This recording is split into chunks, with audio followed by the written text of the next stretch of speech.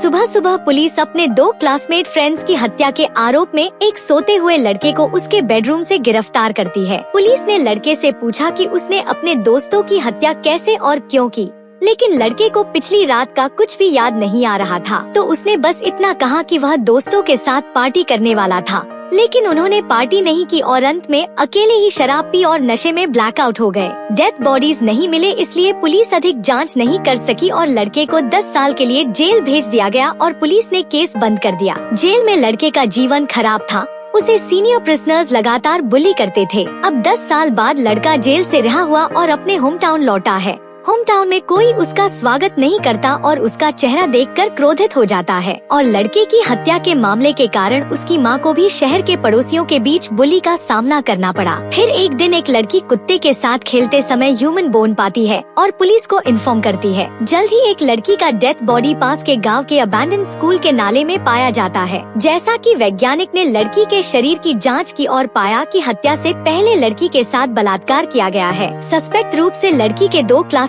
दोस्तों को लड़की के साथ बलात्कार करने के आरोप में पकड़ा गया है। इसलिए लड़के ने जाकर चीफ पुलिस से आगे की जांच के लिए मामले को फिर से खोलने के लिए कहा, क्योंकि कहीं न कहीं लड़के को लग रहा था कि वह किसी की हत्या नहीं कर सकता और उसे यह भी लग रहा था कि किसी ने उसे फंसाया है। लेकिन चीफ पुलिस ने मामले को फिर से खोलने और जाँच करने से इनकार कर दिया और इससे लड़के को बहुत झटका लगा। फिर एक दिन चीफ पुलिस का बेटा, जो लड़के का क्लासमेट भी है, उसके घर आता है और बलात्कार करने वाली लड़की का सामान लड़के को देता है और उससे सॉरी कहता है। तब लड़के को एहसास होता है कि चीफ पुलिस मामले को दोबारा क्यों नहीं खोलना चाहती, क्योंकि बलात्कार और हत्या के समय उसका बेटा भी वहाँ था। इसलिए लड़का एक अन्य पुलिस की मदद से मामले की जांच करता है और उसे पता चलता है कि उसके क्लासमेट्स जो पहले लड़की के साथ बलात्कार करने के आरोप में पकड़े गए थे, उनके पेरेंट्स को भी अपने बच्चियों की हरकत के बारे में पता था। इससे भी ज्यादा हैरान करने वाली बात यह है कि अपनी बच्चियों को बदनामी से बचाने के लिए पेरेंट्स ने रेप लड़की को नाले में दफना दिया था। तो पूरे मामले के बारे में बात करें,